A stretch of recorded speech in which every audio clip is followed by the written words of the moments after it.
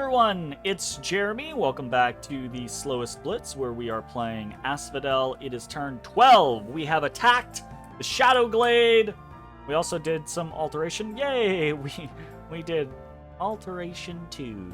Woo! We're getting there. We're getting there. It was we built, or we recruited basically no mages for our expansion, which is, I think, very typical for a lot of different nations, and now we're to that point to where all mages all the day. Let's ramp the fuck out of things. Let's go. We have our first Grow Fortress up in Monarch Woods. Very excited about that. And we have a battle in the Shadow Glade. Let's see how it goes. So, large mass of mannequin chaff in the beginning, or in the middle. We're not doing anything special at this point in the game where we like segment things out or anything like that. We got 2 wings of black centaurs. We have a whole host of centaur archers and some Sagittarian carcasses. All good.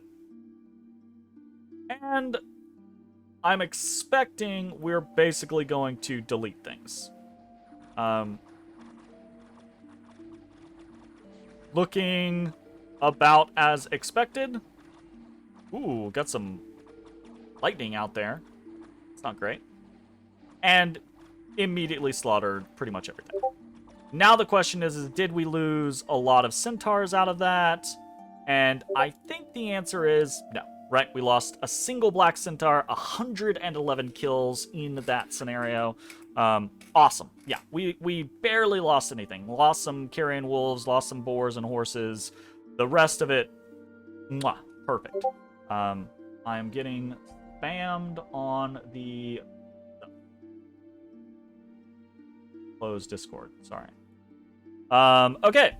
So, very happy about that. Let's watch this battle in Glanis with Nabah. Okay, so some more Camel Riders, some more Jan Guard. Easy peasy. Oh, this is nothing. Nothing. Oh, I say that. It's still nothing. Oh, that heavy cav did get a Camel Rider. That's always an unfortunate fear, right? When you send out an expansion party against heavy cav, or even like heavy infantry, and there's enough of them that when your forces meet, some of them like peel around the side because you don't have enough forces to like really fully like mesh lines with them. So they kind of like flank you and they get a couple of like kills on your squishies, which is not great, but not a bad run for Nabah on that one. Unexpected event in Capria. A witch has drowned in the well of a village. That's very sad for them, but the water has started glowing in the moonlight, and this esoteric substance has been distilled into a large quantity of gems. That's 18 water gems. That is a huge amount of gems for a random event. Fucking A. Very nice. We also got a new famous hero. Go to Commander. We've got Dollmaker with lightning reflexes. Increased defense. So, 2 defense off of experience and 2 defense off of heroic ability. Very nice. We've got actually, 1, 2, 3 units in the Hall of Fame now, which is pretty cool. Pretty cool. And damn, some losses from man. Oh yeah, I remember they attacked that barbarian province with a kind of like smaller force of Knights of Avalon, but the barbarians kind of like rolled really lucky and fucked them up. So that led to some deaths. Anyways, we are proud to present the Throne of Knowledge. That's interesting. Huh. I'm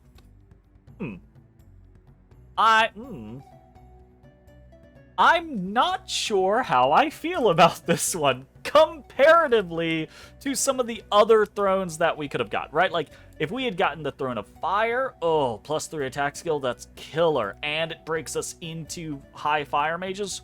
Oh, that would have been disgusting.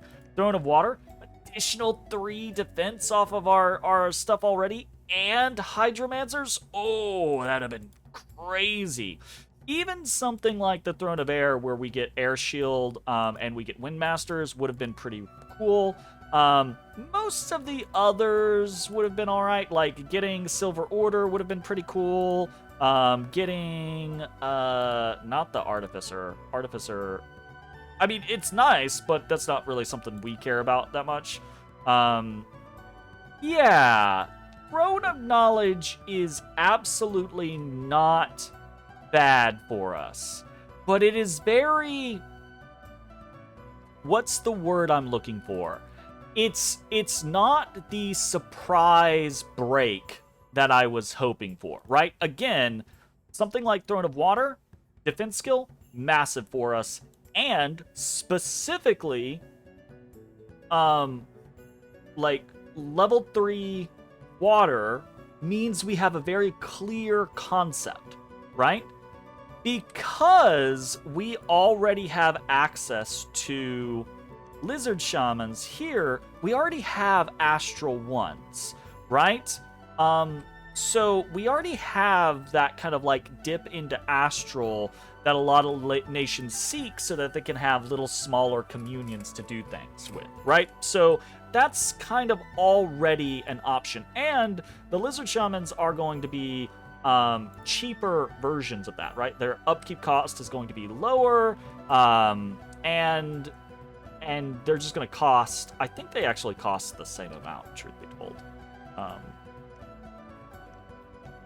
Oh no, the sages are cheaper, so there's that. So the big thing, obviously, with the sages is the sages have crazy high research. So rather than getting a very clear, here's some attack skill and you are now a fire nation, or here's some defense skill and you are now a water nation, or here's an air shield and you are now a fucking air nation, or here's air astral, or what have you, right? Like, rather than getting one of those types of situations, what we've got is a better way to more effectively ramp up our research speed, which is really cool. Really cool. Do not mistake. Really, really cool.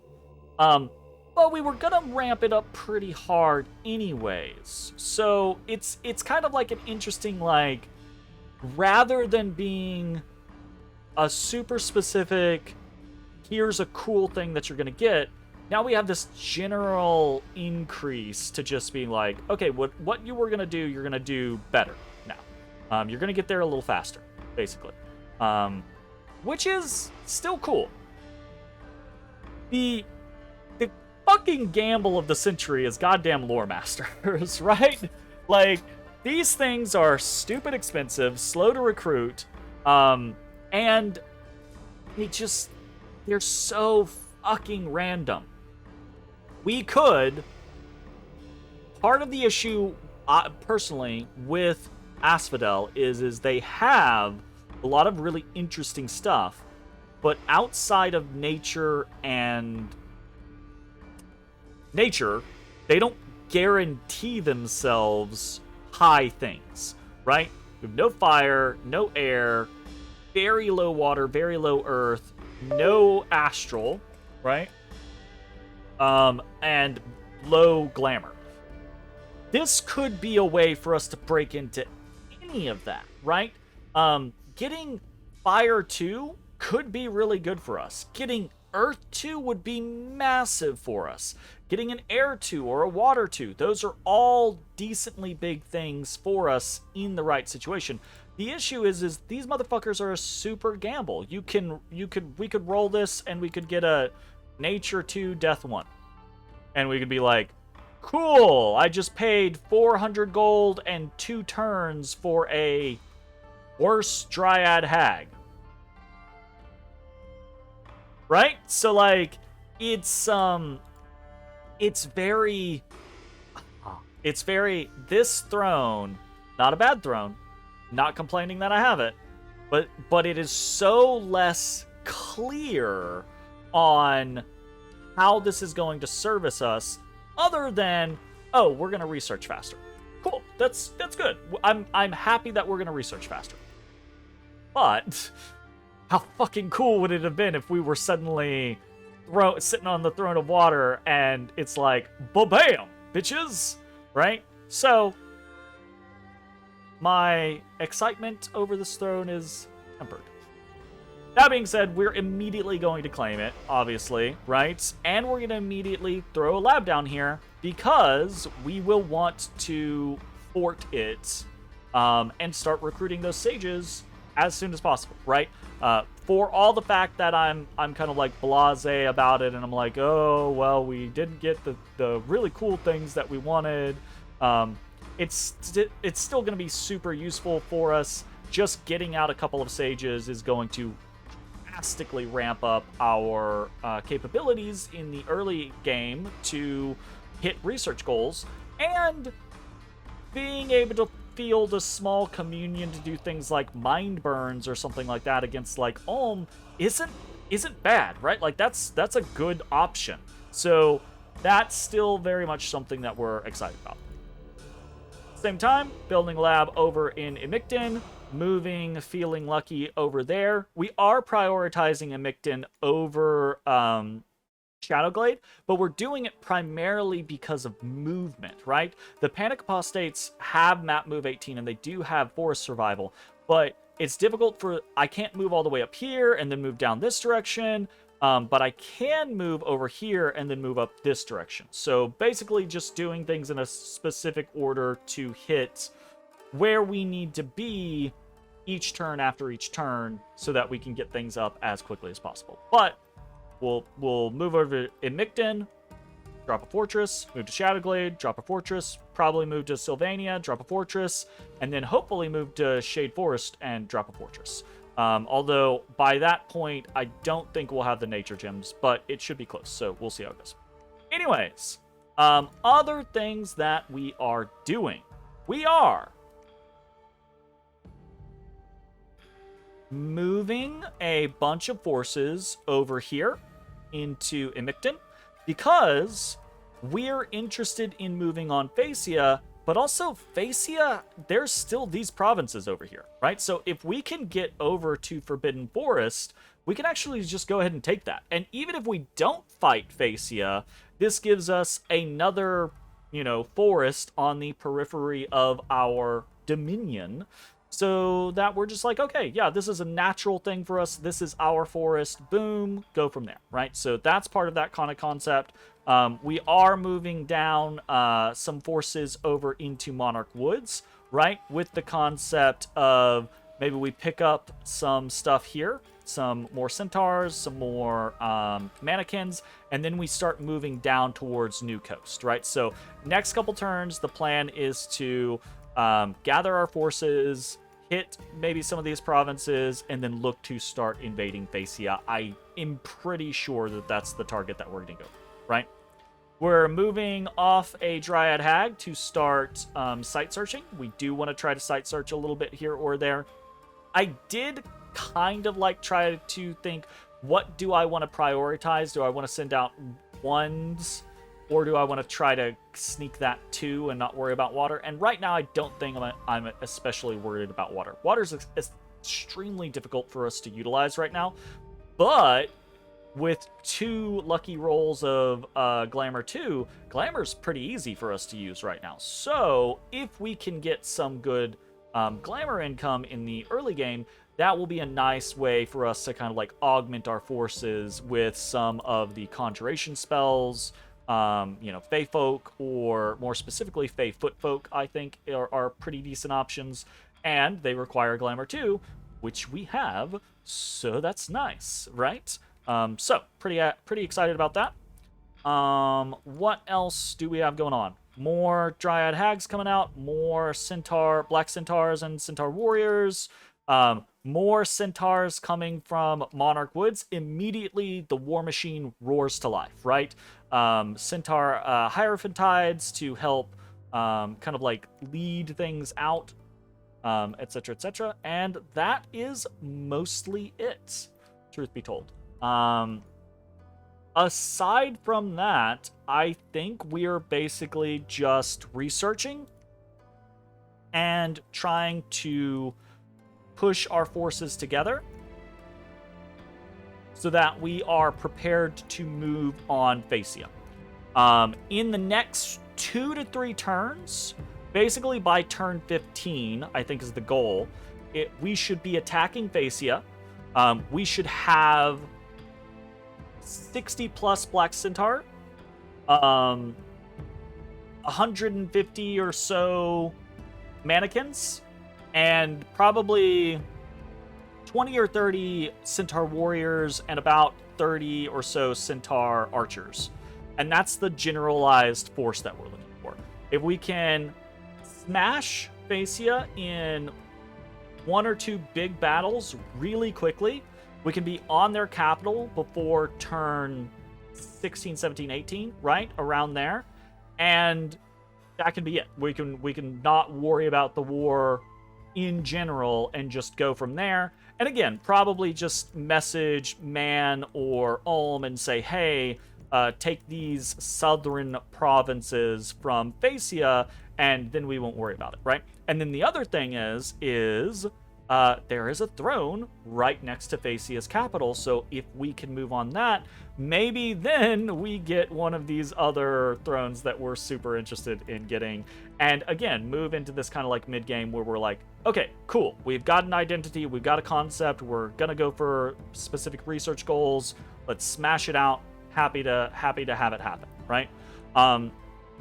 Also, in other news, I believe Vanarus and Pythium are fighting, which is not surprising because this is Zan and Agrippa, and they have a history of immediately fighting each other to the death. So very excited. I'm gonna try to get some scouts in and around this so that we can try to see this conflict. And I've heard that there are other little like hints of conflict kind of cropping up all over the place as well. But I don't have any specifics about that yet. We are almost completely done with exploring the world. Next turn will be completely finished with the overworld, and the underworld we are starting to expand into with our vision as well. We can see kind of like Agartha's little area.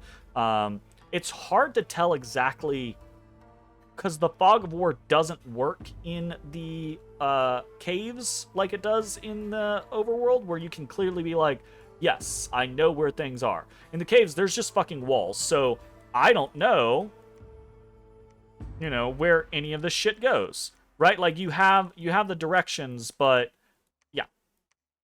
It's obvious that this, right? This is not the entirety of Abysia. So there's something over here, but it doesn't show you, oh yes, this goes into this place, right? So this could go off over here, or it could just be wall.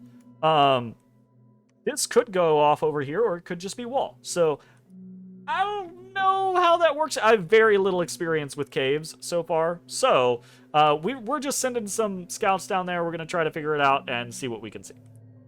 And I think that is pretty much it for this session. Really excited to kind of like see how this all works out.